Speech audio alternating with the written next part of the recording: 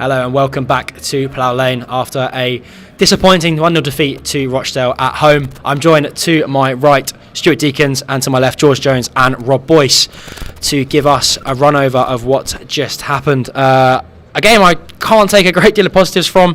Stu, apart from I think Nathan Broom going up for the 93rd minute corner, I think that was kind of the highlight for me. But anything that kind of stuck out for you? No, it was a real disappointment after Tuesday night. To be fair, to me it looked like there was two teams out there. One was playing for a result, the other one was just going through the motions. Unfortunately, it felt like we just first half okay, put a squeeze on them, had a few chances without really testing the goalkeeper, and you expect to move on in the second half, but Rochdale got a goal and saw it out, didn't they? It was really frustrating today, but you can see Rochdale wanted that game a hell of a lot more than we did. It was good to see JSC come back into the game today. I don't know which one of you would like to pick this one up, but the question goes to both of you. What do you think of him today, and do you think he's going to be key in our running? JSC? Yeah. Look, I think that's one of the positives, one of a few positives today is, we've got a couple of players back. Lee Brown got some minutes, JSC got some minutes, Alfie Bendel got some minutes. It's about the only positives I did really see from today. Obviously disappointment is following on from Tuesday's result, where I thought we were, if I'm honest, I predicted a 2-0 win pre-match show.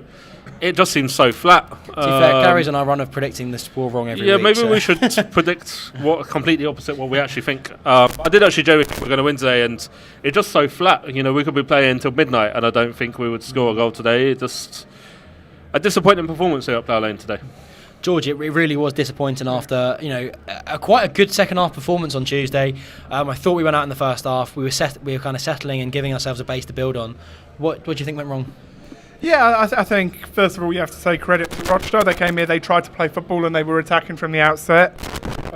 George, they deserved to win. George, hang on. They were attacking from the outset. They caused us problems from the start. They had 2 shots and 1 on target, George. Yeah, they caused us more problems than we caused them.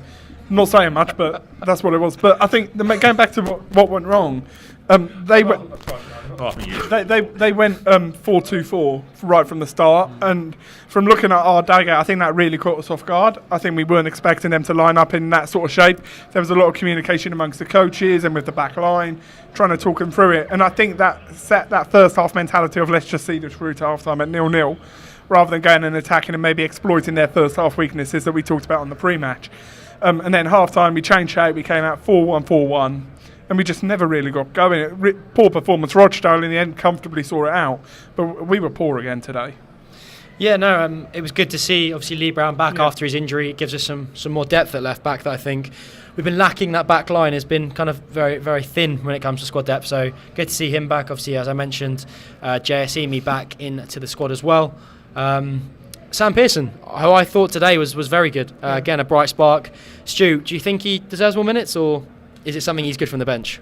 Yeah, difficult. Well, the subs, we made a lot of 5 subs today, didn't we? Difficult to know really if the 5 subs made any impact. Sam Pearson had a bit of joy, didn't he? I think you wonder if Al Hamadi was still a little bit struggling. He didn't really impact today, did he? Obviously, Alex Woodard coming off. Difficult one. Really difficult to take many positives today. I get what George is saying about Rochdale trying to come play football, but they were an accident waiting to happen in the first half. Yeah, 100%. And we just couldn't press in. It felt like we didn't press. When you're going to press, you press in numbers, don't you? But they were an accident waiting to happen. But in the end, they grew more confident. And that was the thing. And we looked a little bit lost today, and the 5 subs maybe didn't help. Didn't really add any continuity, did it? You know what's true? I think one of the things we really missed today was Josh Laverton, because he hounds and harasses. I actually think we would have benefited with 2 up front today. We had Ali fit and Josh Laverton fit, squeezing on them 2 centre backs, because Jana just got caught in the middle.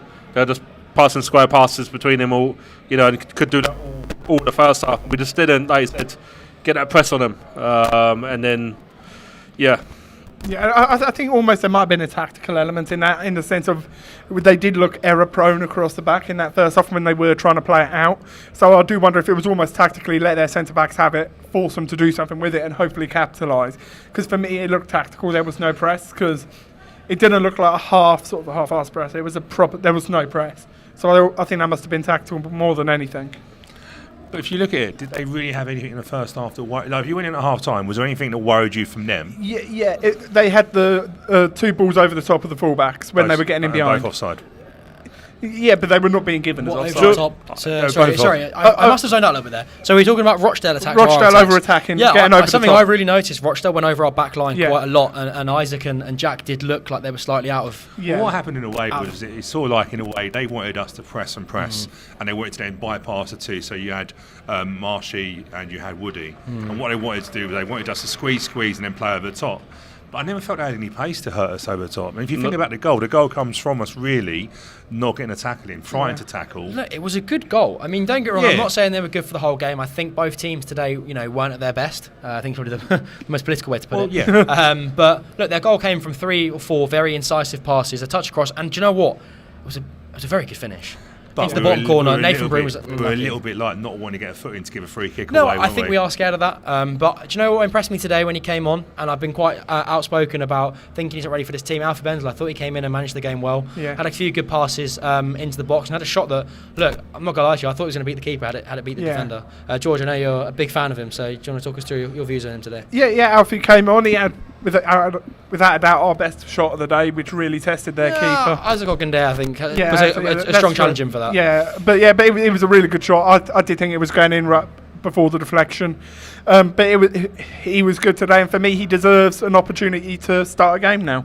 You look at him because I think Woody struggled today again. I thought Woody was alright. I thought Woody was alright, to be honest with you. No, I'm allowed to have an opinion. Yeah. I thought he was. I thought he was okay. Just a wrong opinion about his Yeah, I thought he was okay. Joe playing a bit further forward. I think he's okay with that in terms of Marshall doing that side of it. He definitely pressed, I think, more than everyone else. Yeah. And I think it's difficult. I think the problem is you've got some experienced pros out there that we're expecting them to lead the line out there. But it was a team game now. I don't think Woody was that bad. But equally, do I think he can last the full game? No, I still think he's absolutely shattered from. He played most of the summer and side of it. But there wasn't much in that game. There really wasn't much in that game. But they got the goal and it rejuvenated them and it just flattened us, didn't it? I have to personally agree with Lee Walker's comment that why don't we just go 4-4-2? And I think personally it's one of the things I think we have to do next season is get Davison and Ali in the starting lineup. I don't mind if it's a 3-5-2. I don't mind if it's a 4-4-2, whatever. You can play 4-2-2-2. But I have to agree, I do want to see 2 up front personally, and I think Ali and Davison next season, there's goals in this side, but they just have to both be fit and firing from the start. Yeah, so sorry to jump in there. I don't think you can go with just a midfield 2. I think you risk getting overrun in midfield, especially with the midfielders that we've got. I do think you need to go with a 3. And whether that means you end up going in with a 3-5-2 or a similar shape like that, but I don't think a 4-4-2 works in League 2. Yeah, I mean, I've not got the technical know-how to back any of that up, but apparently, Tom, 4-4-2 didn't work when we got the playoff promotion against Plymouth. When we played 4-4-2 with Bartram on the left, Frankham on the right, and Lyle Taylor and a target man up front. Apparently, it didn't work according to George. For every team works for every team. Yeah. I mean, everything changes per team. I think we can look into some scores around the ground today and see some results.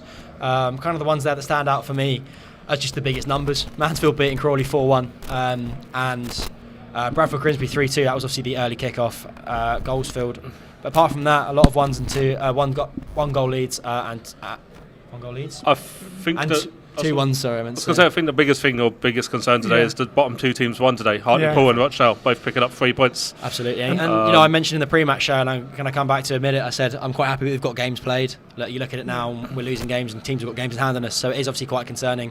So I do take back what I previously said. And I think there was a comment earlier about looking over our shoulder, and basically, and then it's you look at those. We're now 11 points clear with 7 games to play, and that makes Tuesday's win massive, because if that was 8 points clear with 7 games to play, it'd be absolute panic stations. We've still got that buffer, but it might be a nervy end to the season.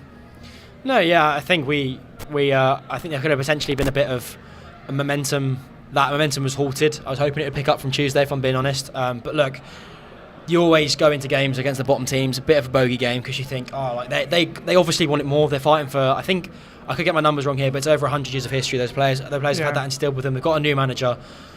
I think we go to Harrogate next. That'll be a big challenge for us. Both teams who I think are both kind of around the same point, if my memory is correct. and that'll be a real test for us. I think if we can get a result there, that will show really where we are. I think it's a tough game. Harrogate picked up form recently. Spike has very helpfully put our next 5 games up for us. Well, yeah.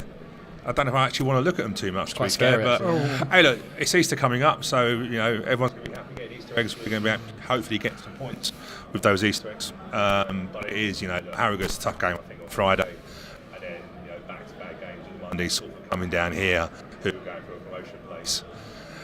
Hey, look, it's not going to be easy. Yeah, the worry for me is 16 defeats this season. It's a lot of defeats, in terms of I don't think anyone expected us to go into League Two and pick up. I think there's a lot of optimism going into the season, which I think has been a bit of an issue for us now, because I think a lot of people expect us to come down, win loads of games and go straight back up again. But I think I was quite vocal about it early on in the season that I think we'd finished mid-table. We're not there yet. So for me, it's been a little bit underwhelming. Yeah. I think now is a chance to build into next season and obviously hopefully avoid relegation. I think they're 3 tough games. You look at Harrogate, I think they picked up form. Probably more they're safe now, I would have thought. Were they below us? Yeah, but I don't see much of a worry with it. Salford going for playoffs, Stevenage going for automatic promotion. Swindon, I think, are just seeing the season out and probably same with Tranmere. So actually, Swindon unlucky today. They conceded 88 and 94th, I think, to lose. So yeah, so if you think we've got Swindon, Tranmere in our final game of the season away at Grimsby, those final 3 games, that's probably not the most taxing, but our next 3, I think, are challenging. I think if we get into that Tranmere game, it will be a good litmus test because when we played them in good form, we beat them quite convincingly. It was a game that I went to, and we looked good. I mean, obviously we had the likes of Ayub Assal in the team, who again I think we are missing in that terms of the tenacity up front and just a bit of depth up front, really. Obviously, injuries have been hit at the moment, so we'll see how we play against them. Obviously, that second to last game of the season. It's also the day of my birthday, so if we do lose, it'll be a really great way to turn 21. But so if anything, boys, do it for me. But yeah, no, I think it'll be a good test for us to see where we are now compared to where we were then, and just seeing how much that poor form affects us if we do don't pick up too many points into that game. Yeah. Is the season finished yet? It's a bit flat, isn't it? Yeah, after Tuesday night, when George was in here, it was quite enjoyable. And then George comes back with a bad smell. And we lose. So, George, we're not going to see you next game. Yeah. I'll see you later. It feels flat. It just feels... And it's a difficult one now, isn't it? Because you now think to yourself, well, Walsall that uninterested, as some people said. I didn't think they were that bad, but... Yeah, it's just disappointing. Fair play to Rochdale. Got their points. Rochdale came here. They've got what they came for, and they shut us out. We couldn't really. But I think you can see why Rochdale are bottom. You can see why they're bottom, and it's just frustrating that we haven't stretched a bottom team, haven't made a goalkeeper work. It just feels a bit flat. They shouldn't be coming. No disrespect to Rochdale, they shouldn't be coming bottom of the league, coming to our place and really shutting us out. It's not great. As a home team, you should always be, I think, on the front foot. That's a shame. With the attacking option off the bench as well, I was quite impressed with the fact we went 5 subs. That for me was a big change, and it showed definitely a change in mentality. I think we've been not scared to use subs recently, but I think Jackson has typically only made 1 or 2 changes. Maybe that disrupted our flow today. We're quite used to not having too many changes. You make 5 changes, that's almost half your team. Did any of the subs change the game? No. Pearson, do you know what? Pearson, again, I've been very vocal about how I rate him. There's loads of comments coming in, by the way. Trying to keep up with them. There's a comment there from Robbie Jack. Why do we hate playing bottom teams? Look, I think it's been something for quite a while that we've struggled with as long as I've been a Wimbledon fan. I think we've always struggled with the bottom teams, and I think that's just a typical mentality thing. Quite what? You got to remember, the bottom teams are fighting for their lives. Fighting for their professional. When we were in League One, we were one of the bottom teams. But how often did we escape the drop, season on season? Fighting for our lives. Who everyone remembers Luton away, right? Yeah. For example, and it just goes to show, is that when you're at the bottom, fighting for your lives, what can happen? When there's that extra bit, the fans get behind you as well. You kind of get that good combination. And I think also, you look at Tuesday's fixture. I think Walsall, they're on the beach in Poland. Whilst if tonight, like I said, watch out, fighting for their lives. Yeah, and I think that's the big thing going into the next 3. Harrogate need a couple more wins to get safe, and then we've obviously got Salford and Stevenage, who are both fighting for things at the top end. Those next 3 games are massive because that'll depend how much of our season is relying on those last couple of home games. And the thing is, whilst we're not safe as such, whilst we're in a relatively good position, I'd say, not in the general terms of thing, but I mean in terms of that relegation battle that I didn't really want to end up talking about this season, but. how do you motivate the players is the thing, against teams that are in good form. I think it's a real tough task for Jackson. You've got to motivate those players to really now play for the badge and show kind of what you can do. I think realistically we are. I don't think we get relegated. I don't think we are either. I don't think we are. But we're not, we have not finished probably where we were hoping to finish. And you don't want to, what worries me sometimes is if you see the season out with not great form, sometimes it can carry through to your next season. So well, luckily this season we obviously finished last year with 28 games without a win, and then we won. Yeah. First game of the season, and it looked, go back to those days. It was lovely. It was hot. Well, what's that now? 1 win in 13 now. I think so. If you look at it, stat-wise, and there's an interesting one there from Ronnie Robinson. 2 wins in 2023 were in April. It's an interesting one. Not this as a calendar year. A bit more question what's going on, please. Do you know what? I think we're a little bit flat today, and question-wise, it's just not. Probably not the time to look at question-wise, but I think we've got a lot of work to do in the summer. Yeah. Jackson's only had, he came in with a squad that was very, obviously, what's the word, down and out. Obviously, after 28 games without a win, he's had to come in, he's had to change that mentality. He's going to need more than 2 transfer windows. We have to remember what would be probably a limited budget. Whilst we've got that, got the debt with the new stadium. We've only been here for 3 seasons now. I think this is our 3rd season at Plough Lane. I recently did some film with Exeter, and they've been there 26 years at their ground now. Since they got it back, and since the troubles with going into fan ownership, and they're only starting to see now it's been a slow progress and building up with it, and that was a real eye opener for me. Seeing that it takes time to build progress when you're on a limited budget, whilst you've got other costs that are going out, and things are being put in place to work with that. But I think probably now is probably a good place to end it, if I'm being honest, before Ivor comes over and addresses the sun's still out. Well, not the sun's still out. It's still light, isn't it? The old clock's going forwards. Yeah. Anyway, it's done. There we go. I think it's I don't absolute much more pleasure for joining me today, gentlemen, and also to Spike behind the camera.